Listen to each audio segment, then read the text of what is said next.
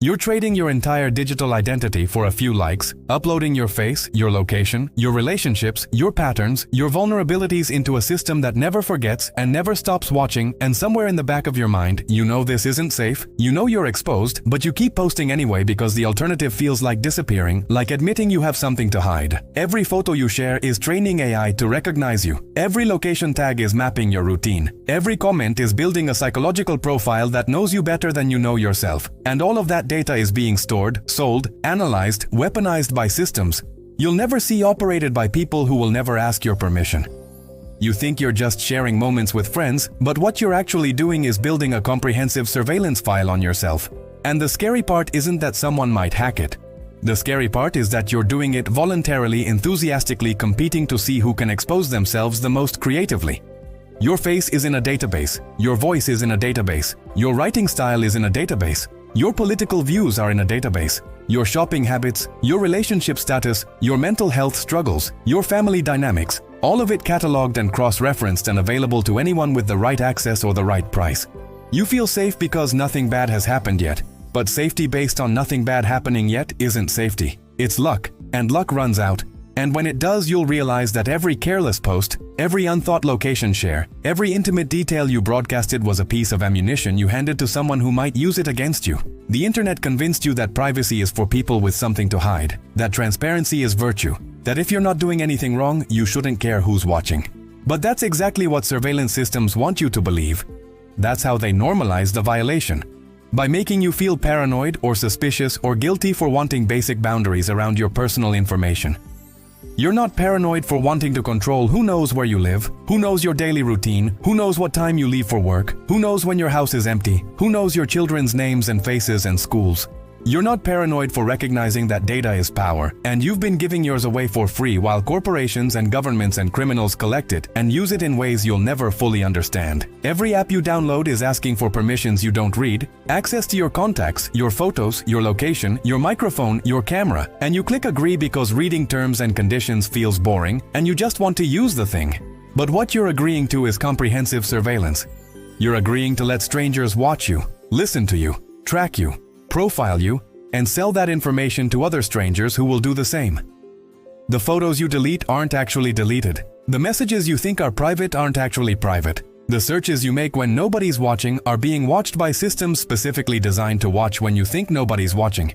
Your data is being used to manipulate you, to predict your behavior, to sell you things, to influence your opinions, to determine your credit score, your insurance rates, your job prospects, your legal risks, and you have almost no visibility into how these decisions are being made, or what information is being used to make them.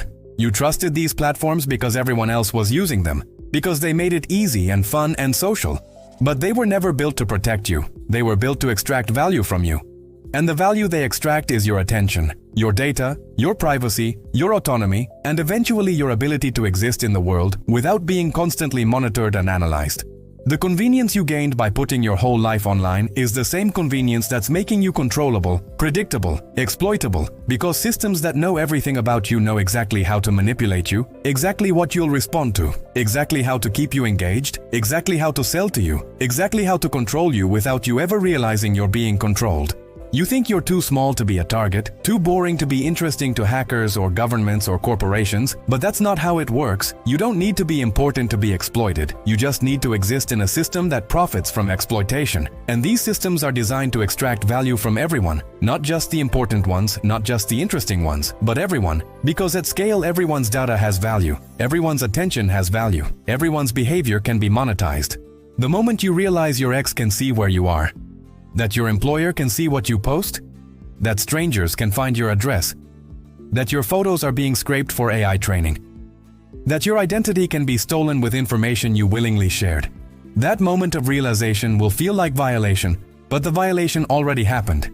It's been happening for years. You just didn't notice because the consequences hadn't landed yet. Your children's faces are in a database being used to train recognition systems that will track them for their entire lives, and you put them there. Not because you're a bad parent, but because nobody told you what you were actually doing. Nobody explained that sharing cute photos was the same as enrolling them in permanent surveillance. The intimate details you shared in support groups, in therapy apps, in private messages, none of it is as private as you think. None of it is as protected as you need it to be. And one breach, one hack, one policy change, one corporate acquisition, one subpoena is all it takes for your most vulnerable moments to become public record. You can't undo the exposure, you can't take back the photos, you can't unshare the location history, you can't erase yourself from the databases that already have you. But you can stop feeding them, you can stop making it worse, you can start protecting what's left of your privacy before there's nothing left to protect.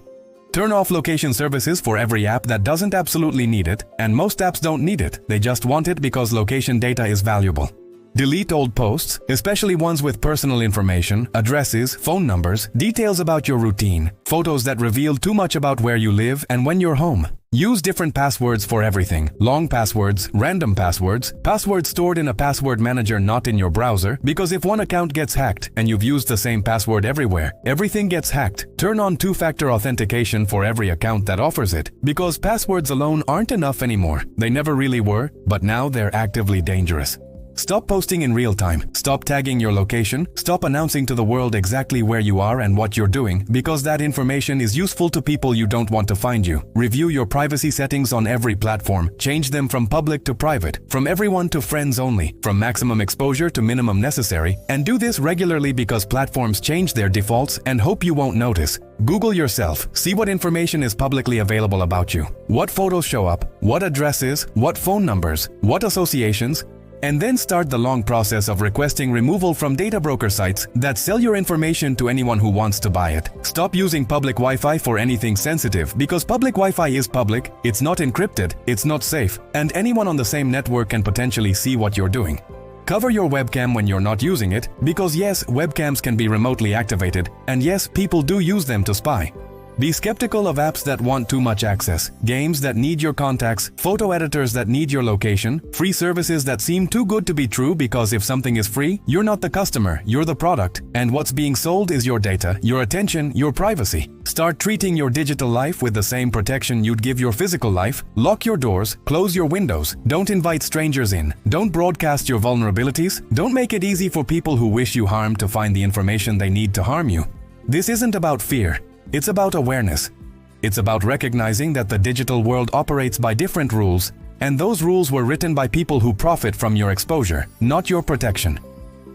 Your life is worth more than engagement, more than validation, more than convenience, more than the temporary high of posting something and watching the reactions roll in, and protecting it means making different choices, harder choices, less convenient choices, choices that prioritize your safety over your visibility. You don't need to delete everything and disappear, you just need to be more intentional, more selective, more aware of what you're sharing and who you're sharing it with, and what they might do with that information once they have it. The people who care about you will still care about you if you post less, if you share less, if you protect yourself more, and the people who only care about your content were never really caring about you in the first place. Start now today, this moment, go through your settings, lock down your accounts, delete old posts, change your passwords. Turn off location tracking, take back whatever control you still have over your digital identity before someone else takes it for you. Your privacy isn't paranoia, your boundaries aren't antisocial, your protection isn't overreaction. It's the minimum requirement for existing safely in a world that's designed to exploit everything you're willing to share, and everything you're not willing to share but they can take anyway.